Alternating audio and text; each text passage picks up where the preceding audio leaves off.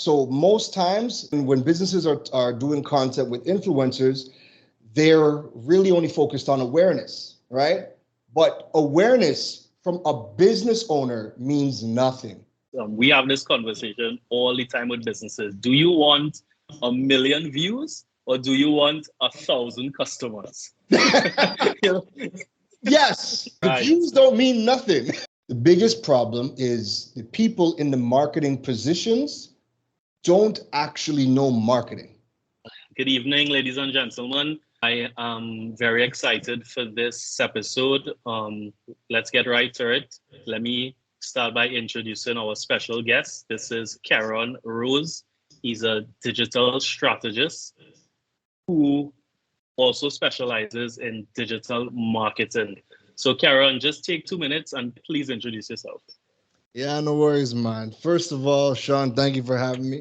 Always a pleasure, especially, talking about or raising awareness amongst digital strategy and anything related to marketing.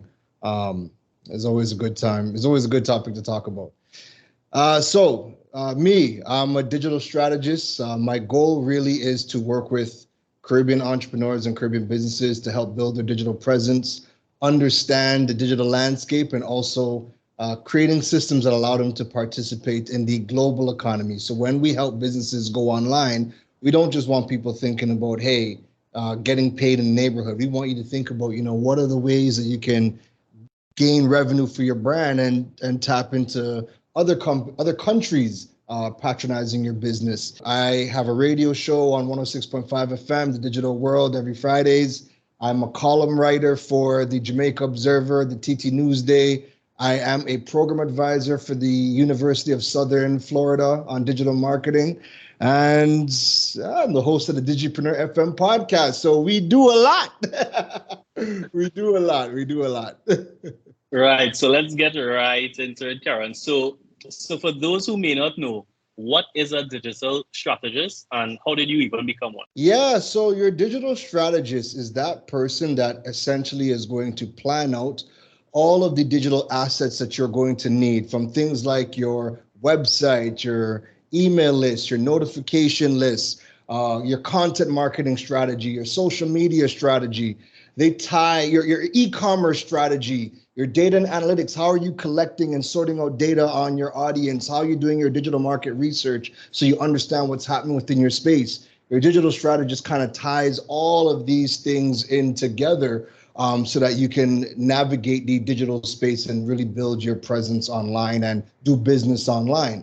How do you become one? Well, there's a platform that I like to recommend to people called digitalmarketer.com. And one thing that Digital Marketer does is they break down all the 12 disciplines that make up a digital marketer.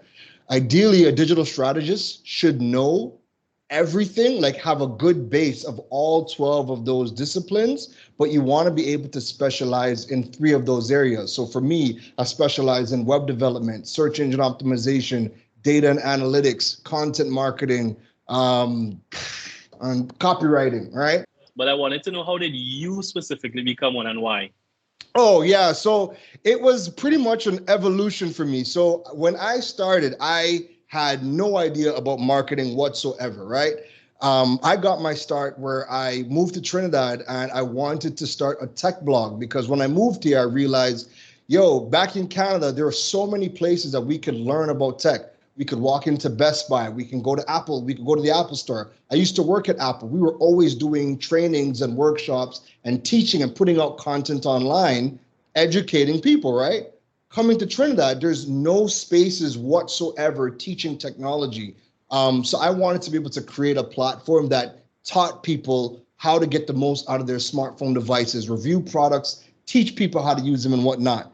In learning, in wanting to do that, I had no idea about a blog. I had to learn how to build websites. When I built the website, I then had to start learning, okay, well, how do I get my content to show up on Google? I had to learn SEO.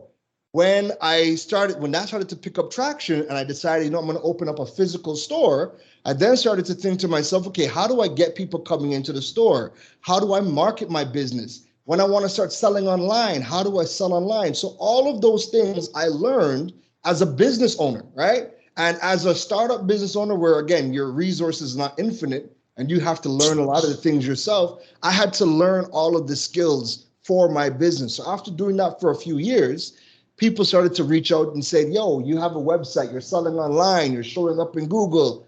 Who is doing all of this for you? What company did you hire? And I'm like, who did I hire? It's me. I learned everything, right? So as time went on, people started to reach out for help, for assistance, calls to do workshops, small things. And then the pandemic hit. And once the pandemic hit, because at that point I had been talking about how I was building my business, Droid Island Online, for the last year and a half and years prior, because I had so much content teaching the marketing side of my business, the pandemic came and then it just took off to a whole nother level. And that by 2021, I decided, you know what, my passion for phones and tech and that side of tech kind of died down because I've been doing that since I was 19. And I feel like there's way more value. I have way more value to offer teaching people online business and digital strategy. That's kind of just where I'm at in my life right now. Nice, nice. So part of the reason why both of us are chatting right now is because of online marketing, online influencer marketing, right? So my background is Foodie Nation. So I want to get into online influencer marketing. Right. What is an online influencer? So influencer marketing is when a business is going to work with a third party who shares some alignment. There's some alignment of values. They share a similar audience, and they're able to now work with that influencer to tap into their audience. Work with them, whether it be giving them a product or whether it be teaching a particular product or teaching something that utilizes their product or services, right? And basically you get to cross-pollinate. The business gets to tap into the audience of the influencer, but that influencer gets to kind of promote that product or service. And it becomes influencer marketing when the influencer is able to now persuade or drive an action. So that action could be a sign up to an email list or sign up to an event or a purchase of a product, right? So businesses utilize influencers because they have persuasion, they have influence over their audience, and they're able to work together to achieve whatever the desired result is. Right. So to give the audience a simple example, for Foodie Nation, we do recipe videos. So let's say recently we did a doubles live tutorial on Facebook and YouTube where we use flour mills, roti, and doubles flour. That is a simple example. Yeah, correct or no? Yeah, so that's a very simple example. The only thing I would add, and this is we'll get into it, but the only thing I will add is where it becomes influencer marketing is what is the end result. So most times, when businesses are doing content with influencers, they're really only focused on awareness, right? But awareness from a business owner means nothing. There's no value in awareness. What is value to us is what we can measure, what we can track. So did something happen after we worked together? Did somebody, let's just say if the business had an e-commerce platform and you were using the products in that video, and at the end of the video you said, hey, here's my affiliate link or here's my discount code, and the business can now see, hey, orders came in and they used your code, then we can start to measure the success of the influencer campaign. So the awareness right now is what everybody is running after, right? Because there's no accountability. But from a business side, it really means nothing until something actually happens. Yeah, so like one simple thing with Foodie Nation is we have this conversation all the time with businesses. Do you want 1 million views or do you want 1,000 customers? Yes, there we go. Right. The views don't mean nothing. We've seen time and time again, you could have 1 million followers, but can't sell $10 worth of clothes, right? Exactly. So another pet peeve of mine is Brett and I, who's the other owner of Foodie Nation, we've been doing this for over 7 years now, right? Congrats. So, thank you.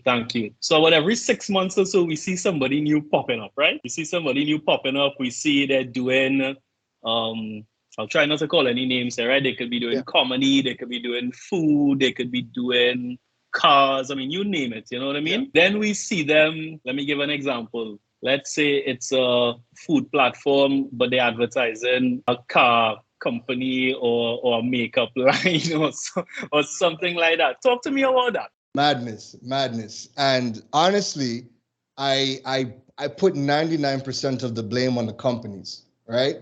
On my end of things, when I have my business hat on, and I'm working with companies and I'm working with the tertiary institutions as well that teach the marketing, right? Because I do a lot of behind the scenes work. The biggest problem is the people in the marketing positions don't actually know marketing. A lot of them are getting positions but shouldn't actually be there. Or maybe they've taken the courses and they might have the certification, they might have the degrees, they might have the diploma, but they don't actually know marketing, right? So because these people, influencers don't pay themselves, so I only give them 1% of the blame, right? Influencers don't pay themselves. If a company had the right team in place that is now manning the marketing department, their goal would always be to find the influencers or the content creators, right? Find the content creators that are most aligned with our brand and most aligned with the objectives that we are trying to achieve. You wouldn't, if you're a food brand, unless you are coming up with automated cars and you're using a guy who focuses on car content in some creative way to say, hey, we don't need you anymore, we have automated, like unless you're finding creative ways to kind of mix two different niches, cool, but that never happens. We just get out of place content creators creating random content for random companies. So the blame 99% for me is marketers not doing their job. They're being extremely lazy. They're just grabbing any new face they could find, new face, right? Because we see people popping up ever so often. Whoever's hot at the time, whoever has a platform, let's grab them before everybody else gets a hold of them and use them. The 1% that I blame on content creators is, listen, I understand the money is enticing, right? Somebody is throwing free money at you or free product, because not everyone gets paid, free product at you just to promote the brand. Why not? Now, it's cool in the beginning, but what happens is influence can run out. If you start to dilute your brand and you're saying yes to all of these brands that are outside of your niche, then people just look at you as another billboard. And what do we do with billboards? We drive right past. We don't even look at them, right? So if you lose your power to influence because you've signed on and done too many brand deals, then you're worthless to a company, because at the end of the day, influencer marketing is a business tool that is used to drive an action to the business. Right. So I'm happy you spoke about the businesses, because you're absolutely right. They do have to take a lot of the blame here. But I just want to pause on the businesses for now and just focus on the on online influencers. Yeah. So let's talk about like the local, or if we want, we could talk about the Caribbean online influencer culture. Yeah, let's call it that, right? The online influencer culture. What are your thoughts on it? Do you think, generally speaking, the influencers are doing a good job? Are they marketing themselves well? And please include Foodie Nation. Or if you want to use Foodie Nation as an example, go right ahead. I'm open to the criticism. And then after that, we could talk about ways to earn revenue, because everybody seems to focus on brand deals only. Yeah, but I want you to talk about the other ways we can earn revenue, because a lot of people are surprised when we at Foodie Nation tell them how else we earn money. But I want you, the professional, to just share your thoughts on that after. Yeah. So what do I think of the online influencer culture? So right now, like if I were to grade it out of a scale from 1 to 10, to me, it's really on the lower end. Like it's like at a 1 or a 2, right? And the reason I personally rate it so low is because everybody is focused only on the one way to make revenue, which just so happens to be the lowest hanging fruit. And that is brand deals, right?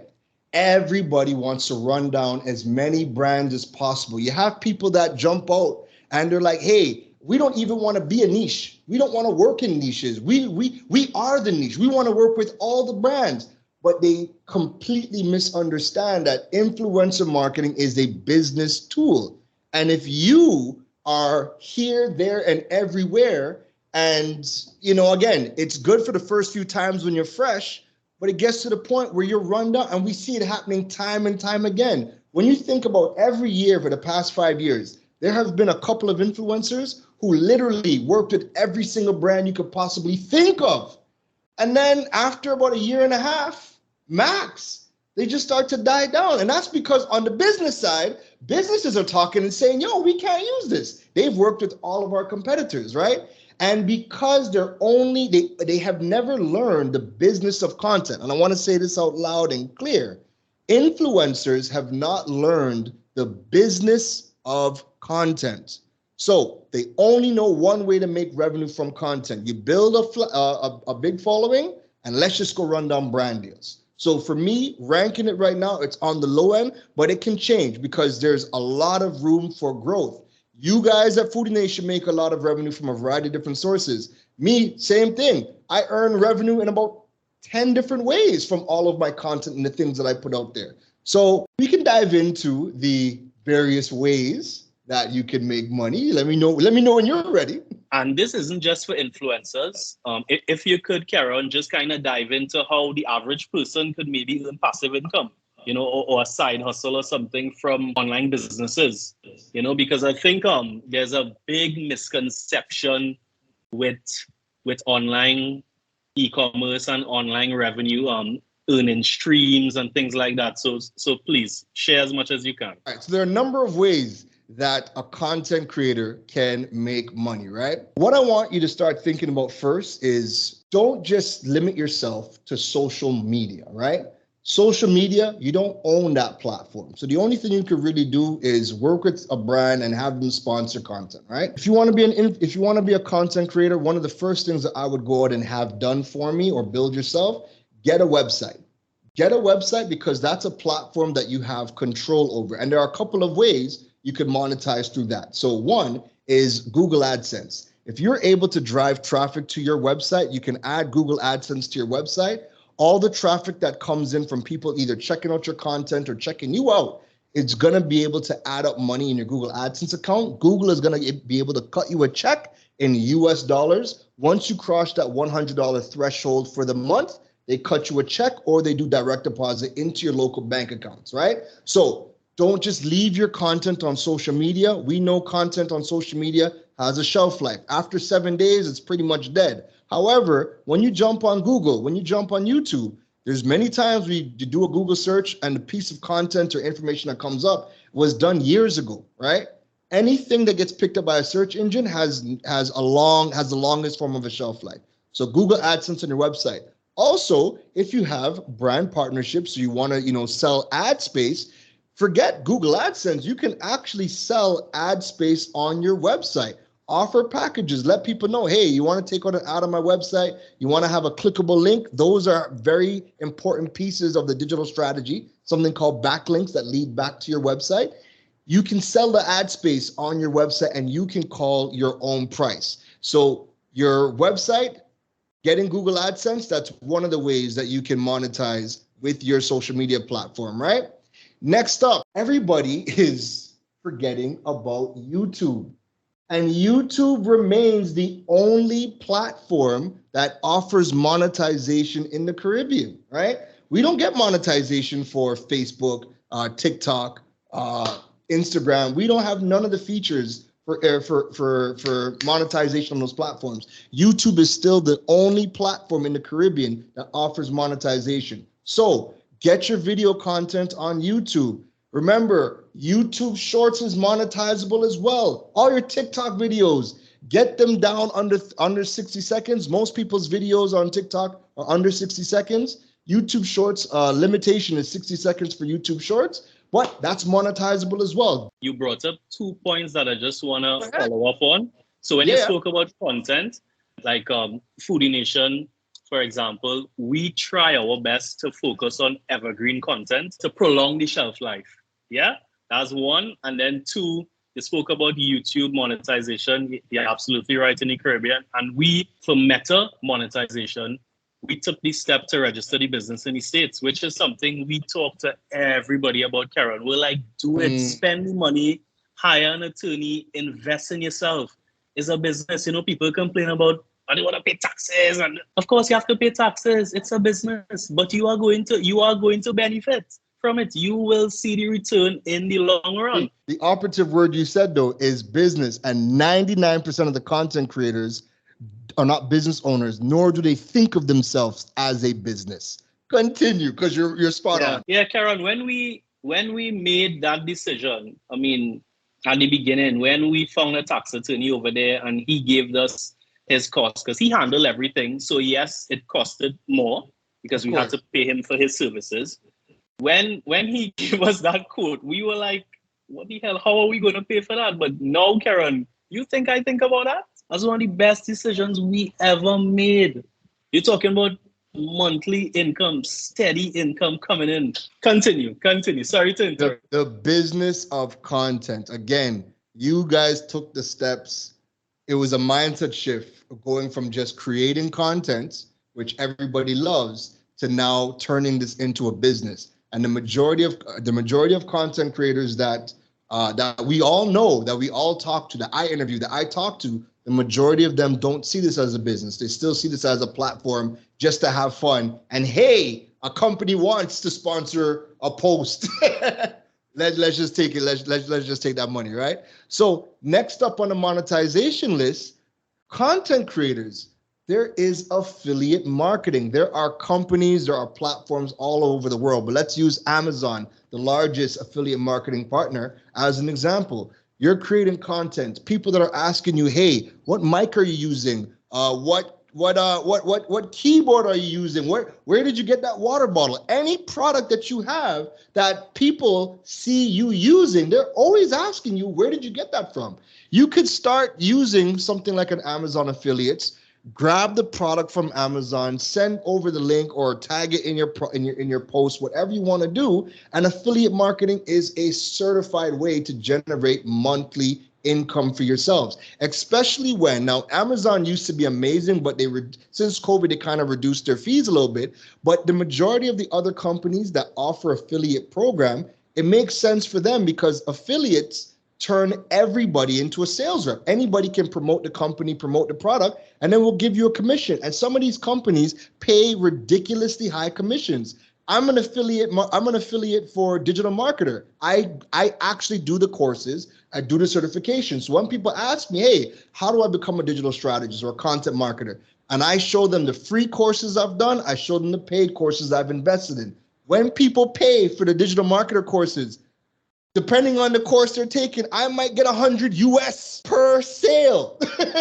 That might not be much. One sale might not be much when you're in the States, but 100 US, add up a couple of those and a month, and you're making some good coin from affiliate marketing, right?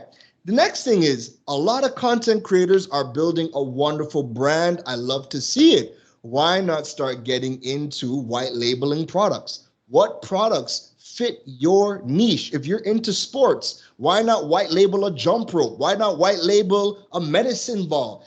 Get some products that you can white label, get your brand on, and resell. White labeling products is another great way to make money.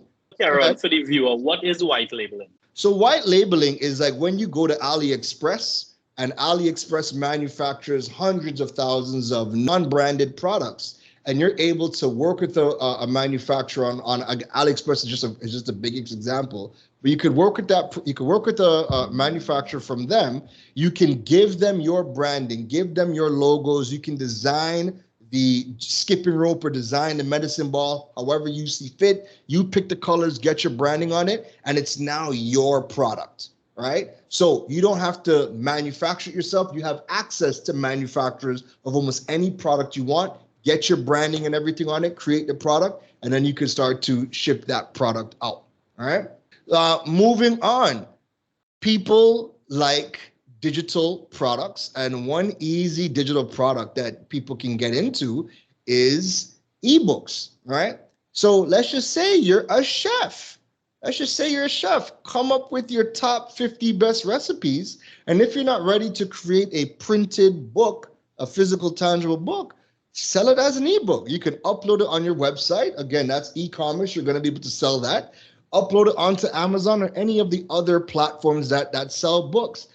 Your digital products, again, they can be reproduced over and over and over again and generate passive income. Remember, as a content creator, you're building trust with your audience. They always want to get products from you, get product recommendations from you, or find ways to support you. Give them products that you can now create so that they can support you. And if you can get a digital product, then that's great. Away from ebooks, start thinking about digital courses. Everybody has knowledge that they can package into a digital course. And if you are doing your job correctly as a content creator and you're building that trust, people are going to want to learn from you. Sean, I know thousands of people at some point said, Sean, yo, I like how you guys edit videos. Can I come and learn how you guys edit videos? Or can I come learn how to do a food vlog? Easy money. You turn that into a digital course, people will take it because they want to learn from you, their favorite content creator, right? Moving on from digital courses, think about events. You can have events, whether the event is packaging that knowledge. So rather than turn it into a digital course, if Foodie Nation decided to say, hey, we're going to have a workshop teaching people how to execute a food vlog. We're going to show you the camera tricks, all the angles, the tools, the techniques, how we edit it. We're not even going to use camera equipment. We're going to do everything on our phone. We're going to show you how to do all these things. You can turn that into an event. And again, people that love you, that are a part of your community, even if they have no intention, this is the best part, even if they have no intention of becoming a food vlogger, there's a lot of people that are just looking for things to do. Why not come and join and be a part of the community and learn from you? So events is another amazing way to earn revenue. Sean, I feel like you're about to say something. No, I'm just learning so much now because yes, we want to educate the viewer as well, but I am also thinking selfishly here. So, which is why I'm asking some of these questions because let's be real. We all can improve. Yeah. Of course. So we always trying to add value. We always trying to how else can we monetize? How else can we do better? How else can we learn? So I'm just soaking it in right now. Of course. And you know what? Let's dive into a couple of more, right? So you guys are starting one right now. You guys are doing interviews, podcasting, whether it be a video podcast, whether it be an audio-only podcast. Podcasting is another amazing way to generate some serious income. Feel free to use us as an example. Tell us what you think we could do. How could we add value to our viewers? How could we, seriously? Yeah, no worries. I'll definitely, I'll give you my feedback offline. I'll check it out. I'll give you guys my feedback, right? But yeah, like podcasting is such a huge thing because it's another distribution channel, right? So right now, everybody kind of focuses on social media. What happens on social media stays on social media. You post on Facebook, it stays there. Post on TikTok, it stays there. Same thing with Instagram. When you create a podcast, your podcasts get distributed to Apple Podcasts, Spotify, Google Podcasts. Because Google Podcasts is a thing, it's now Googleable. People could jump on, do a search, and your podcast can come up in search. So there's hundreds of different podcast directories that your content can go out to, right? Now you have things like what just got announced with the big Apple event the other day. They're revamping podcasts. They're allowing Apple Podcast subscriptions. So they're allowing people now to subscribe to your Apple Podcast, a monthly subscription. That way, again, generates more income for your podcast. You can also advertise to people that, hey, we have ad slots. We'll do shout outs, or in our link in the show notes, we can add your brand in and link to whatever you guys got going on. But all of that is real estate, digital real estate that you control, that you can now pitch to people who want to advertise on your platforms. Don't just limit yourself to social media. You have all these other channels. So podcasting is another amazing place that you can start to leverage, right? Then we have a big one that people want to do, but not enough people do it because they're thinking about the expenses. And that's merch. Merch is another amazing thing to do, but if you're a content creator, you want to learn how to do print on demand merch. We don't really have anybody doing it locally in Trinidad. I wish we did, but you can look at things like Spring or Printify. These are platforms that allow you to create an online store you get to design all of your merch, and you have your audience all around the world.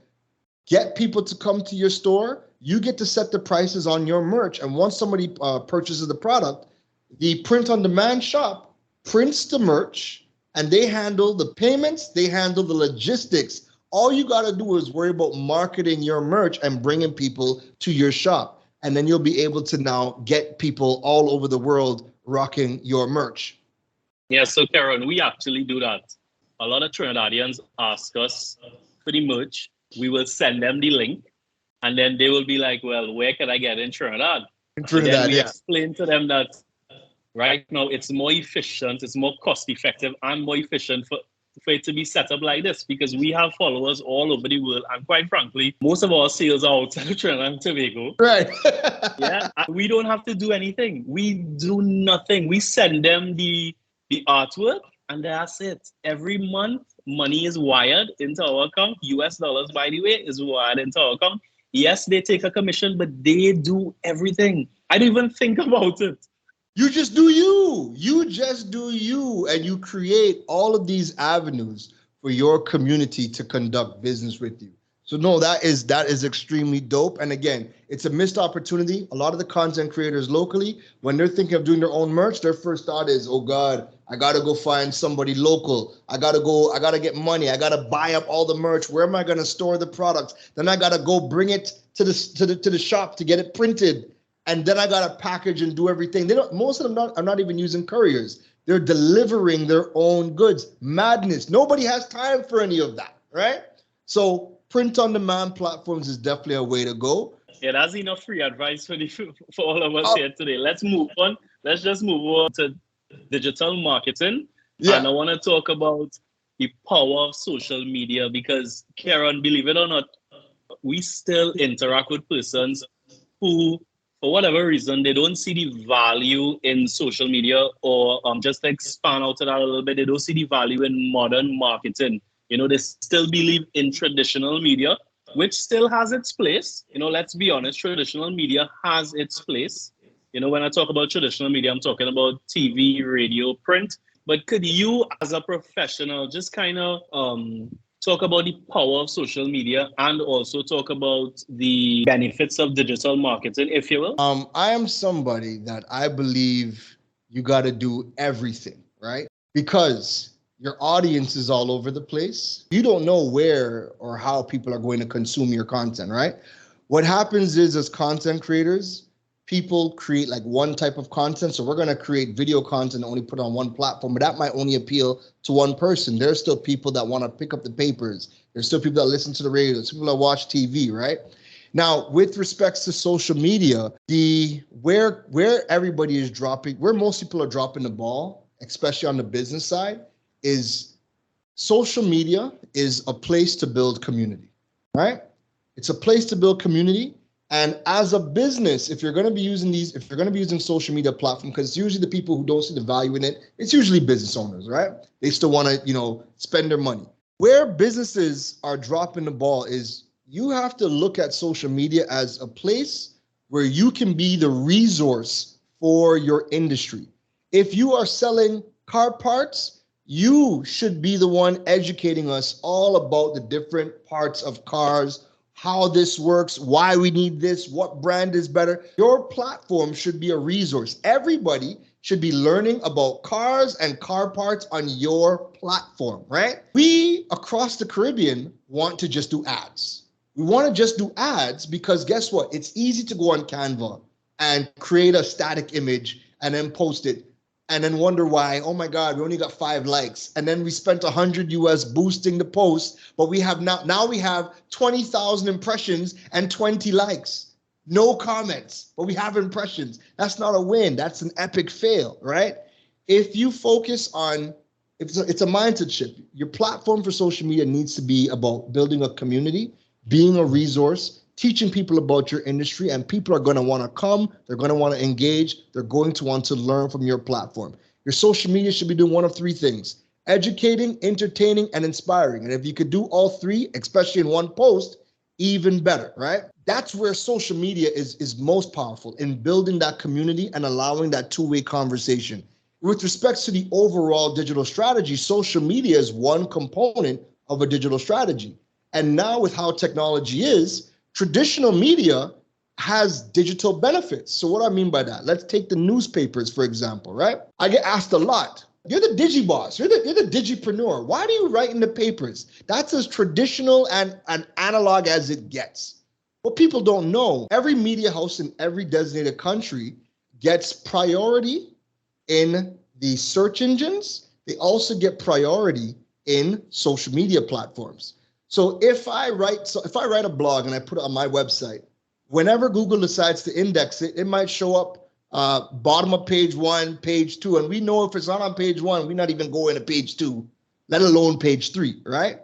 But with a media house, whenever they produce content and put it on their website, because they get priority, they always show up within the page 1 top 5 rankings. So from a digital strategy, if I want my content to be seen, then I want to write for the papers and get them to upload the content to their platform. So every single time people are Googling within my space, I'm showing up. And that's why I made sure to get a branded column for my news articles, right? So when I rank top 5 page 1, I'm still showing up with my face for the content. The other thing too, traditional media, right? People forget about this.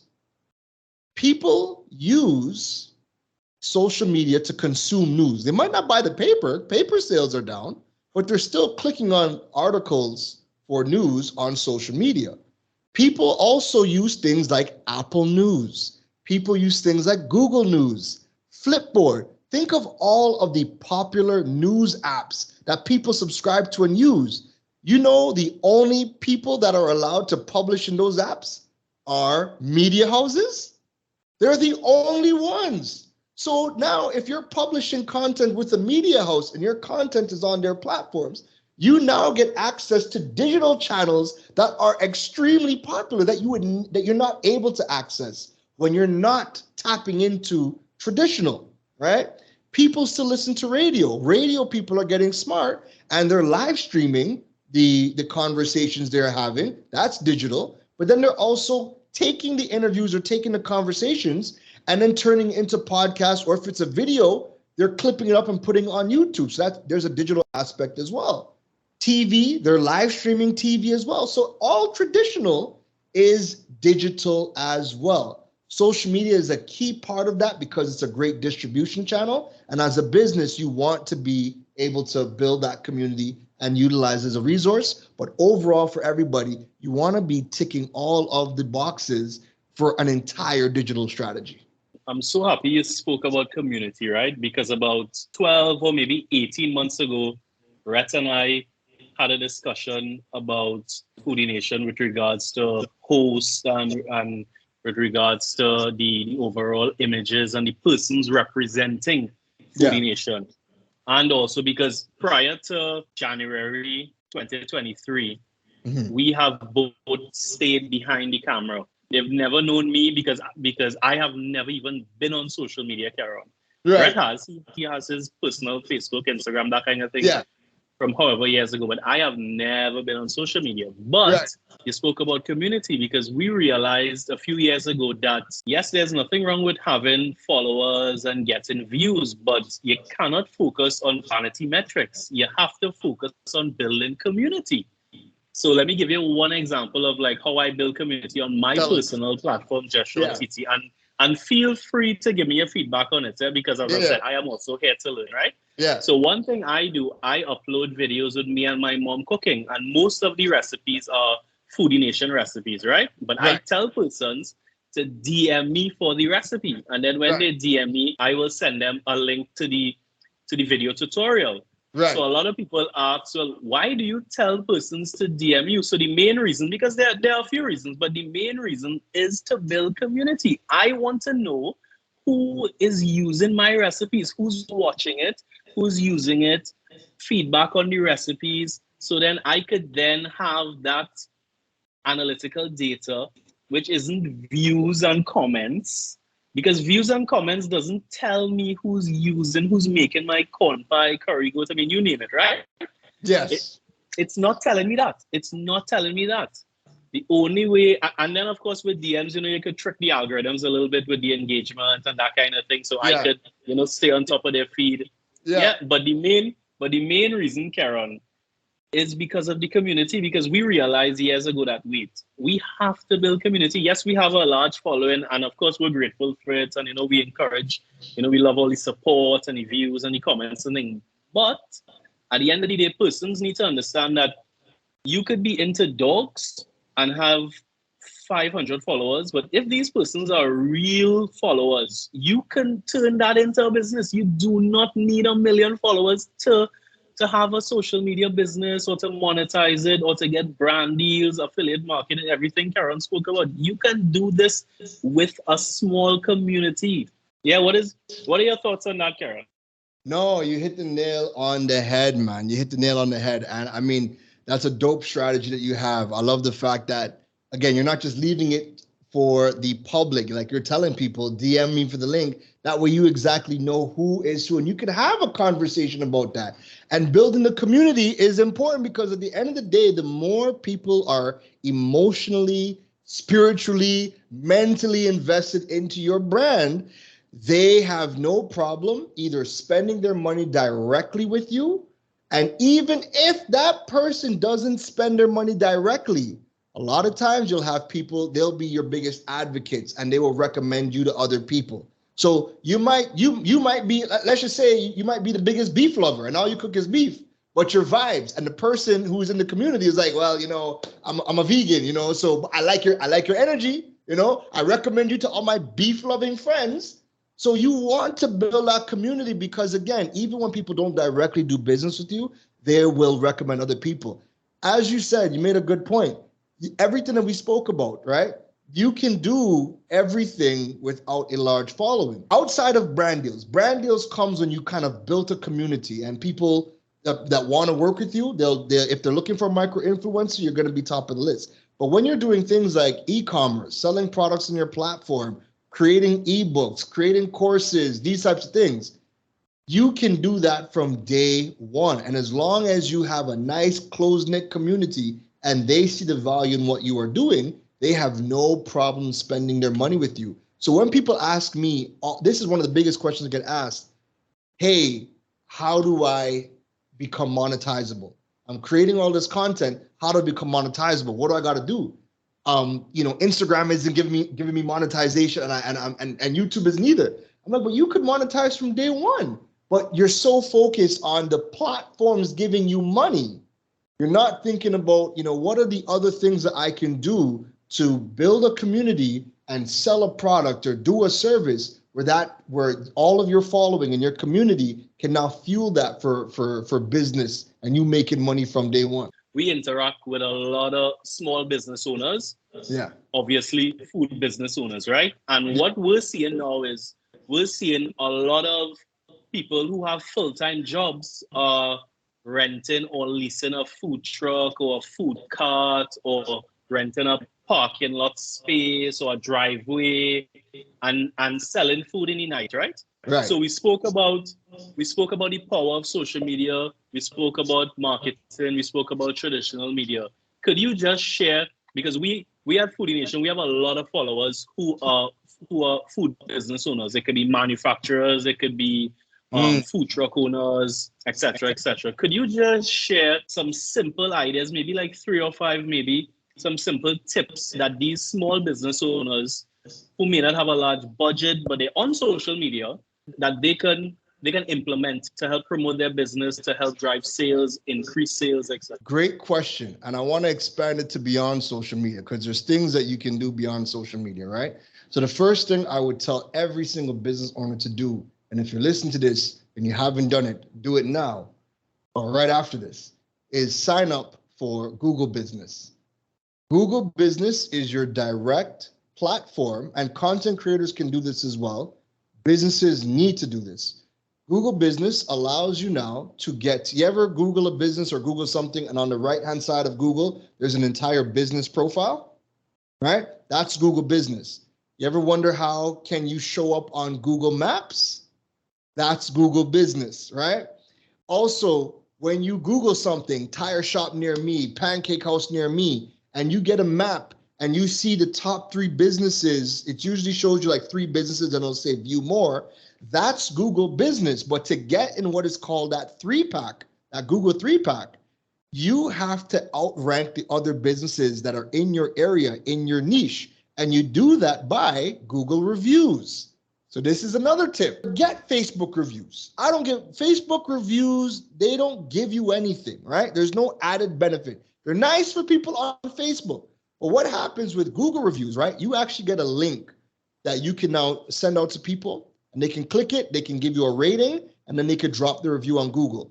When you get a higher rating and the more good reviews that you get, Google bumps you up in the Google search rankings for your business. So again, when people are Googling, you can be top of the list. If you're looking at that 3-pack where there's a map and there's the top 3 businesses and you want to get into that 3-pack because you're not seeing your business, you need to get Google reviews. So Google reviews have a much added benefit of helping you outrank your competitors. So rather than people jumping on and saying, hey, tire shop near me, and they're going to your competitors, mainly because your competitors are being found, you need to start outranking your competitors. And one of that ways is 1, Google Business, 2, getting all of your reviews to happen on Google Business. That's 2 tips right now. The third thing, man, get yourself a simple website. A simple website, I don't care if it's Wix, I don't care what it is. You want to get a website because when you Google anything, 90% of the search results that you see is a link to content. 90%. So if 90% of the results are links to content on a website and you don't have a website, that means you are disqualified from the #1 way that everybody gets information in the entire world. Google is the #1 platform every single month for the last 10 years that Caribbean people use first and foremost. So if you are not being found on Google, right, then you're disqualified from even being found. Those are 3 tips. Let's go over to social media now. Figure out, everybody wants to know, what to create. That's one of the biggest questions. I don't really post content because I don't know what to create. Well, here's a simple hack for you. If you go on Google right now and you go into Google Auto Suggest, so you just open up the browser, you go to Google's website, and right where it says Google and then it says search Google or type a URL in. If you type in a topic that's related to your brand, we're with Foodie Nations, let's type in roti. If I just type in the word roti into the Google search bar, anything that you see that has a magnifying glass right beside it, those are the top searches with the word roti that have happened in Trinidad, because we're in Trinidad and Google looks at your location and shows you information for your country before it ever shows you anything outside of it. It's going to show you the top searches that have happened within your industry. You could then take what you see as the top searches, people in Trinidad looking for that thing, and turn it into content. So for roti, right, we're seeing Roti Trinidad, Roti Shop Arima, Roti Shop San Fernando. Those are the top searches in Trinidad in the last 7 days looking for roti. If I'm a content creator, the first thing that comes to my mind is, well, people want roti shops in Arima? Well, guess what? Hey, we're going to Arima today. We're going to go find the top 5 roti shops in Arima. And that aligns because people are actively looking for roti shop in Arima. So now when you make that video and you upload it on YouTube, you have the added benefit of getting organic traffic because you already know people are obviously looking for roti shop Arima. It's showed up in the Google search database. So when you create the video, put it on YouTube, your video can show up as a result when people type in that search, right? So I give you kind of a 2-in-1 right there. Google Auto Suggest, type in a topic, look for anything with the magnifying glass. Those are your top searches over the last 7 days. Turn that into content, put it on social media, get it on YouTube. The 5th and final tip that I will give to everybody is start building an email list. You don't own social media. We've all been to Facebook jail at one point or the other. We've all had strikes against us, random strikes. You violated some vague community rules. Do you want to dispute? Yes, I want to dispute. Forget you. We're just removing the video, right? You have no control over anything that happens over social media. That's fine. However, you always want to safeguard yourself by signing up for any one of the email marketing platforms like a MailerLite, Constant Contact, MailChimp, HubSpot. Use the free plans for now. I'm not telling you to go and spend money. Use the free plans. Start getting people to sign up for your email list, because your email list, when done correctly, has the highest conversion rate of any of the digital channels that you can use. You're able to now email people, nurture them, give them tips, give them feedback, tell them stories. You know, people that join your email community are people that really like your emails. There are people who don't miss. They read all my emails, they respond to emails. It's almost like a group chat. But you know, these people are diehard people in your community. These are people who decided to take your relationship to the next level. They're no longer just a casual stalker on Instagram, right? They've gone past the following stage, right?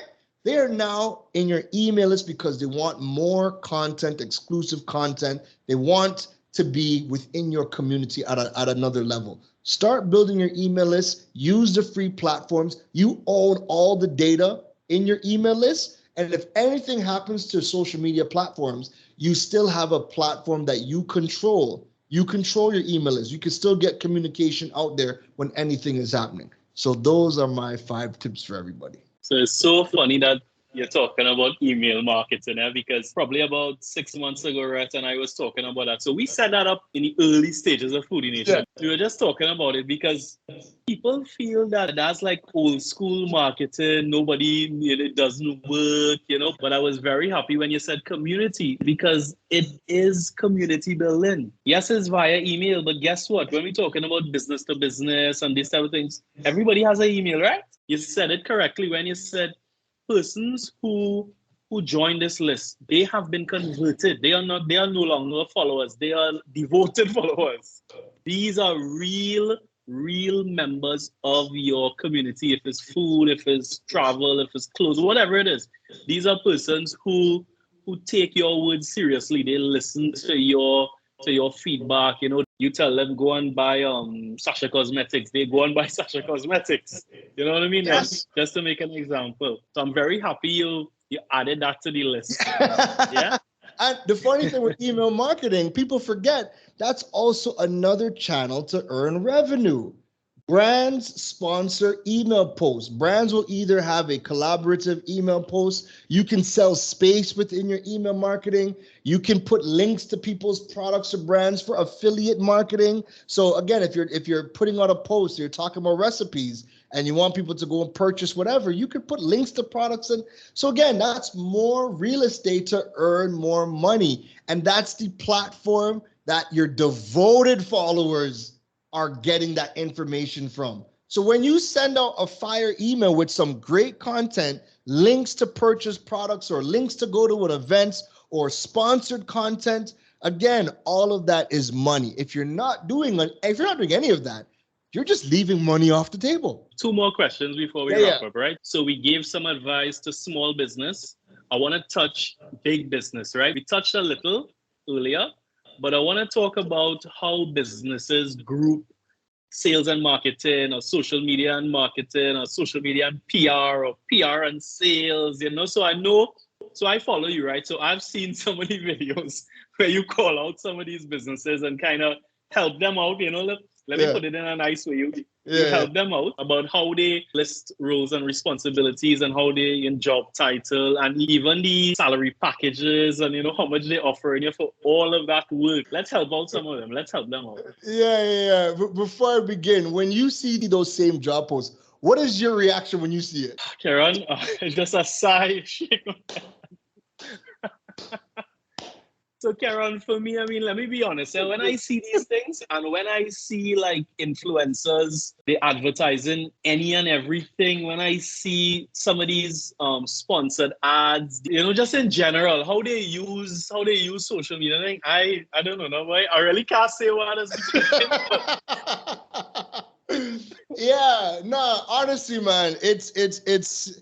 I remember you see them all the time, and that's the scary part to me, is how often we see these. And the things that it tells me right away is you don't understand the role that you are looking for.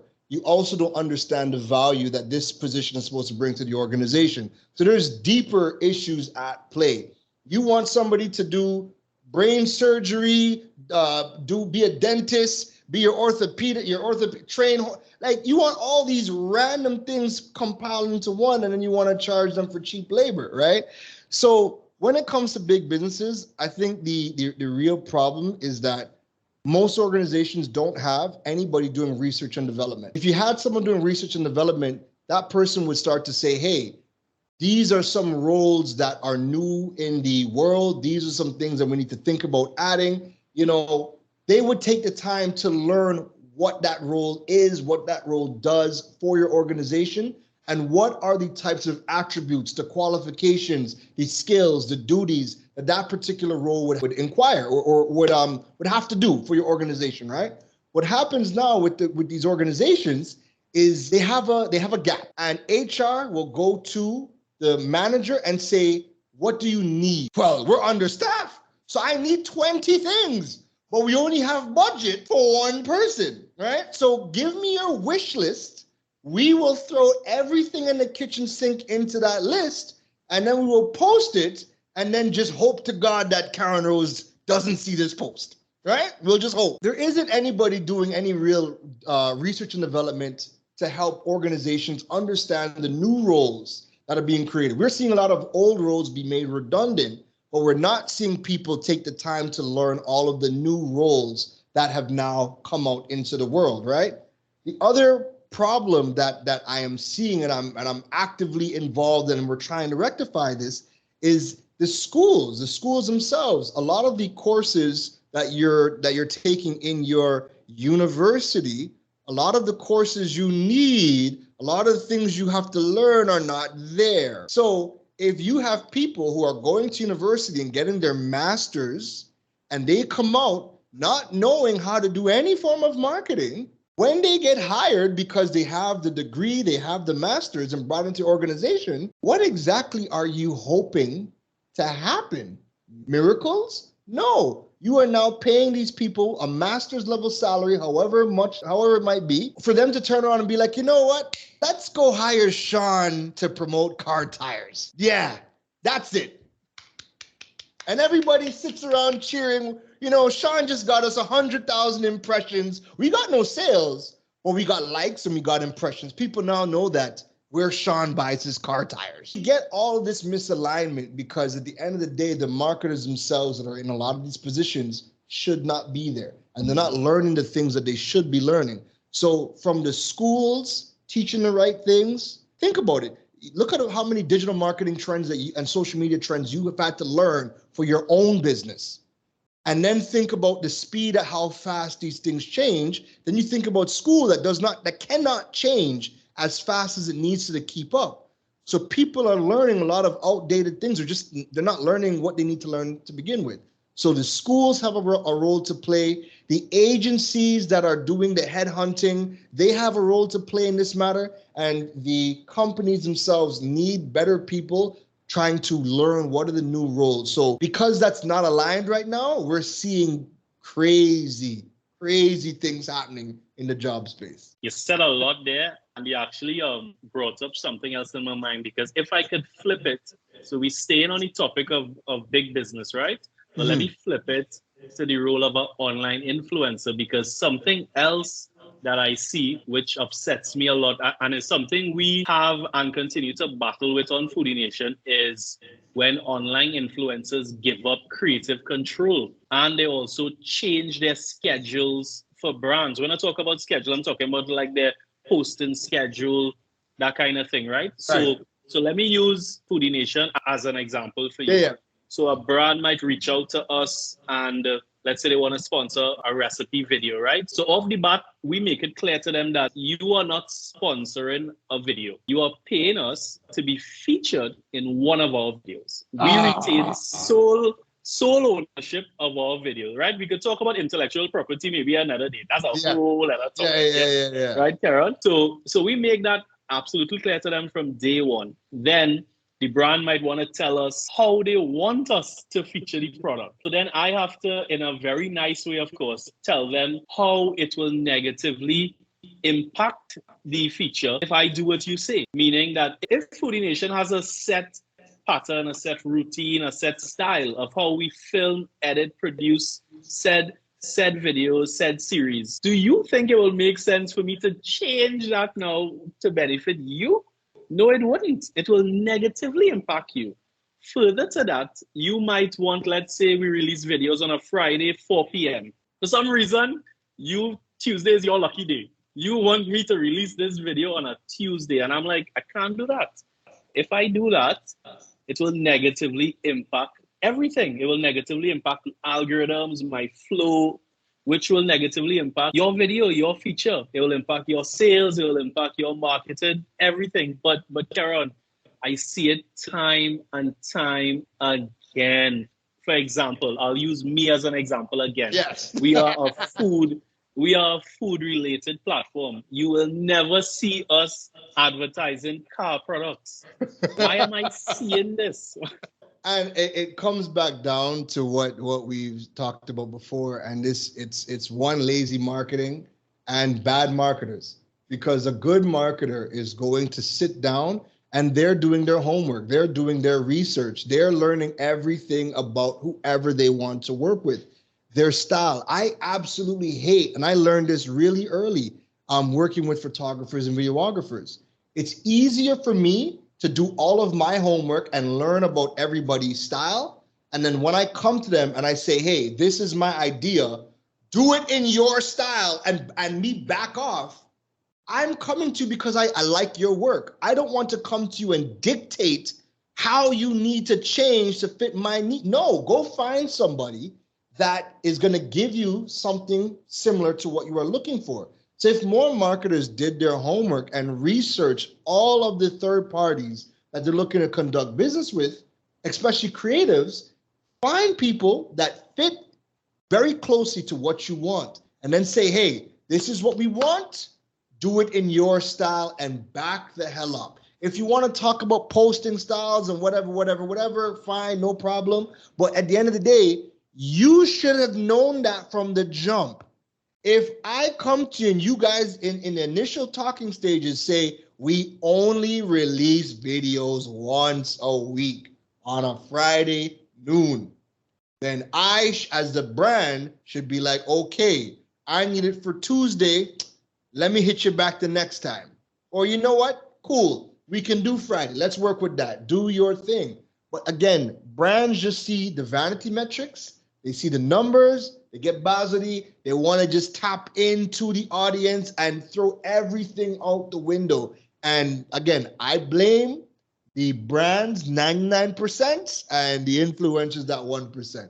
You shouldn't bend or break if you have your schedule and your thing that you're doing. Last thing on that too, one thing we also have noticed is that, and let me see if I could use some examples. So you would have companies that may not have a physical presence in the Caribbean, right? Right. But the LATAM office, which is the Latin American office, would handle the Latin America and Caribbean. They would handle, so they would reach out to us. Or, Keron, sometimes we've seen where brands have an agency handling them, and they have a physical presence in the Caribbean or in Trinidad specifically. But because they see the true value in Foodie Nation in terms of the holistically, we have followers in the US, we have followers in the Caribbean, in South America, across the Atlantic, etc.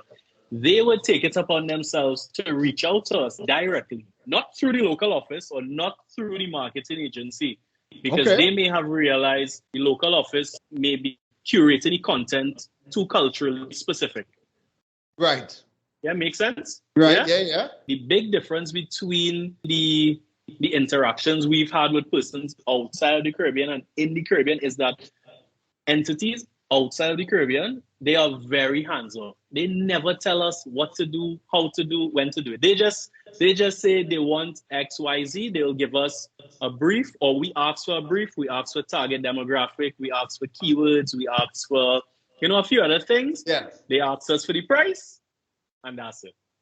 So it's a good, food for thought now when you think about in the Caribbean, culturally, how we operate culturally from a ad agency, marketing, business perspective, as opposed to first world nations, that kind of thing. And that's smart. At the end of the day, you're going to a creative, and you're going to them for their style. You can't dictate or tell them how to do their own style.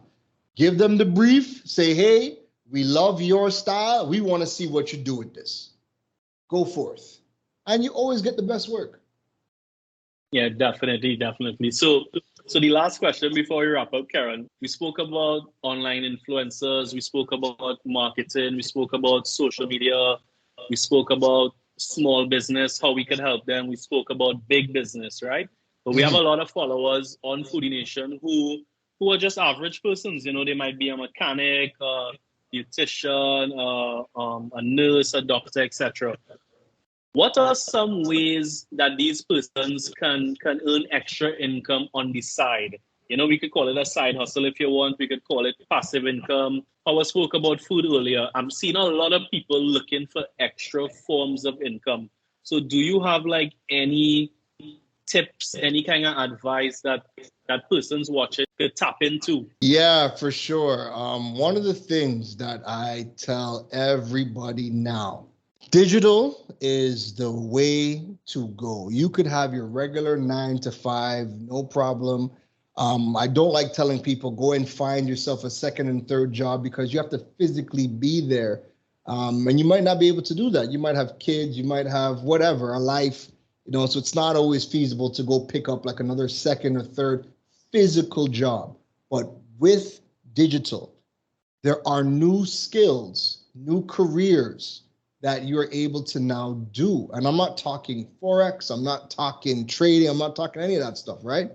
Talking about actual skills. So one Google search I would implore everybody to do is go on Google and type in high income digital skills 2023, right? And that one search will show you some of the top new skills that are in demand that you can learn. And a lot of those skills you can learn for free. You can start off learning on YouTube. There are courses that you can take. Some of them are free. Again, some of them are paid, but I would always recommend start with the free courses, because then you at least know if this is something that you want to do, or if this is something that you're like, nah, this is not me, or whatever. So at least you would have an idea. So high income digital skills. One of those big skills to learn is web development.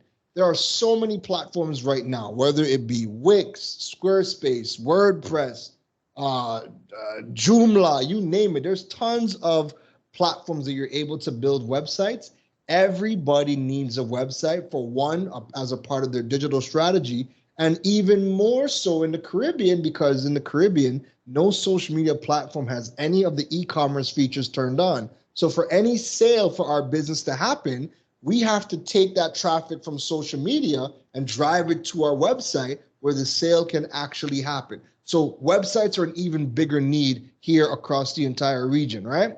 Then you have things like SEO, search engine optimization specialists. Again, the people are always wondering, how can I get my name, my brand? How can I show up on Google? Well, typically organizations have search engine optimization specialists. They optimize all of your web content, your websites, whatever. Anything that the search engines index, your SEO specialist has a hand to play in getting you up the rankings. That's a major, major high income skill. Then we have things like cybersecurity. People are getting hacked left, right, and center every single day across the world. We need cybersecurity specialists, and there is a major shortage of cybersecurity specialists in Trinidad and Tobago.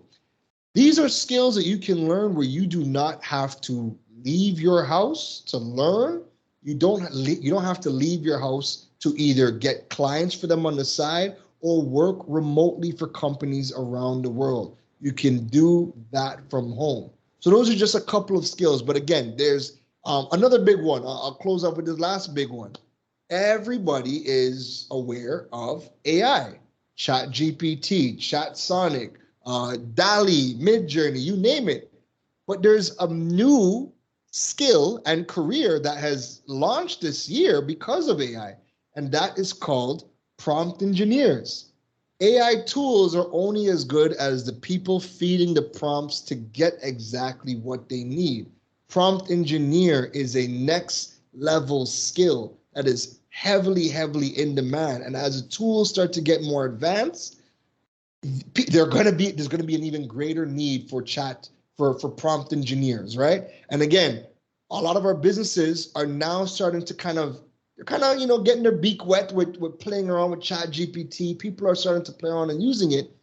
At some point, we're going to start to see a lot more AI tools getting assimilated into organizations, and we're going to need people to know exactly how to use them. Prompt engineers is what skill you kind of want to start to take a look at. So if you're looking at side hustles or whether you want to turn it into a career, those are just a couple of skills that you guys can learn. Do it from home. It's all digital. You're going to be able to work from your laptop. Do it as a side hustle or turn it into an entirely full-time new career. Yeah, we use ChatGPT all the time.